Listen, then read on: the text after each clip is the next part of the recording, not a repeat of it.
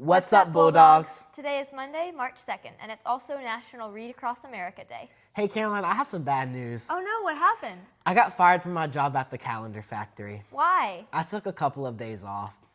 I'm Caroline Kate. And I'm Hayes Davis. And you're watching The Bite.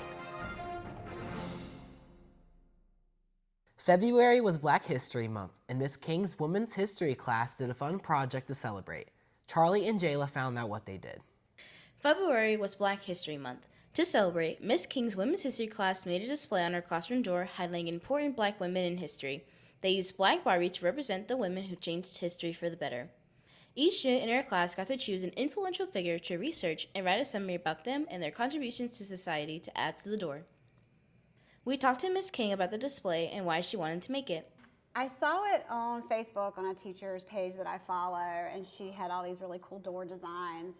And since it was Black History Month, we're coming up on Women's History Month, I just wanted something that was going to be fun for my students to do, to help them learn about a notable Black woman in American history. And I know my students in the class, and they're creative, and they like working on, artistic things. And so I knew this would be a good task for them to do, and I knew they would do a great job with it. We worked on it in class for roughly a week. So we generated a list of women, and then I let them choose who they wanted to do some research on. So they each, did a little mini biography on the woman they chose, and they picked a picture. And then I had some of my much more artistic students than me start getting the supplies, so deciding on the colors and how they want it to look. So I showed them the picture that I found on Facebook and then let them kind of run with how they wanted it to look. We also talked to Carly Behringer, a student in the class who helped make the display come to life. My favorite part about the display is definitely how we included everybody from different time periods and how they contributed to what's going on now, what happened later.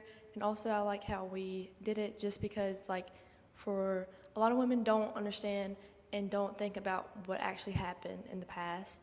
And I like how we brought that to light and how people will now be more aware of what the women did in the past for our present now.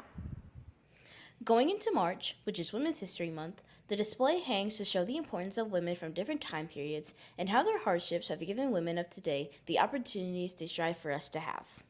I wanted to represent women first and foremost. I wanted to showcase women, and I really did want to highlight Black women because, again, it is Black History Month. And so I wanted, again, and some of the women are like Simone Biles, who's obviously still alive, and then there's other women that go back to the 1700s, so we kind of have this wide range, and I want people to see the door and hopefully see that there has been Black women in American history since the very beginning, and they have been able to have all these wonderful accomplishments, and they've contributed so much to American history, so I want people to take that away from the door.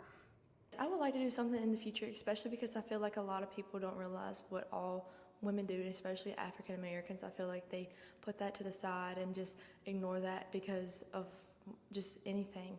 And I just feel like we need to be aware of how much they did contribute. And I feel like all we really see is what the men did and not really what the women did or anything. So I think it's amazing that we did this, and I hope that we continue to do this.